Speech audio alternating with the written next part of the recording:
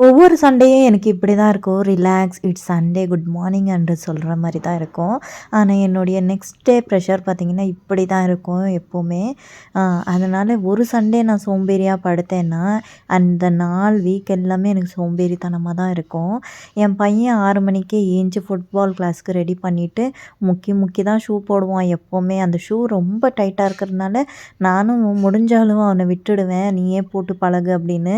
ஆனா, சுத்தமா அவன் தூங்கும் மூஞ்சில இருக்கிறனால போடவே மாட்டான். லாஸ்ட்ல முக்கி முக்கி நான் தான் போட்டு விட்டுட்டு, அவன போய் ஃபுட்பால் கிரவுண்ட்ல விட்டுட்டு, உடனே வந்துட்டு என் பொண்ணுக்கு பிரேக்ஃபாஸ்ட் செய்ய ஸ்டார்ட் பண்ணிட்டேன். அப்புறம் என்னுடைய காஃபி குடிச்சிட்டு, அவள எழுப்பிட்டு டான்ஸ் கிளாஸ்க்கு ஏஞ்ச உடனே அவ கேட்டது, "பாஸ்தா ப்ரிப்பேர் பண்ணியாம்மா?" அப்படின்னு தான் கேட்டா. அவள ரெடி பண்ணி அனுப்பிச்சிட்டு, அப்புறமா பார்த்தீங்கன்னா, ஒரு 1/2 அன் ஹவர் கேப் இருக்கும். சின்ன சின்ன வேலைகள் எல்லாம் பண்ணிட்டு, உடனே போய் 9:30க்கு என் பையன பிக்கப் பண்ணிட்டு வந்துட்டேன். வந்தோடனே கீசர் போட்டுட்டு முதல்ல பல்ல விளக்க தான் ஸ்டார்ட் பண்ணேன். சண்டே 9:30 ஆயிடுச்சு பல்ல விளக்கவே எனக்கு.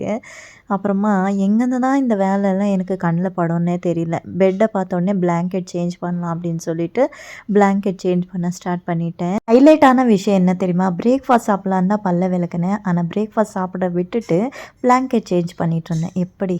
என் பிரேக்ஃபாஸ்ட் செஞ்சு வச்சதே மறந்துட்டு, அப்புறமா பார்த்தீங்கன்னா, ஓட்ஸ் தான் இன்னைக்கு பிரேக்ஃபாஸ்ட்.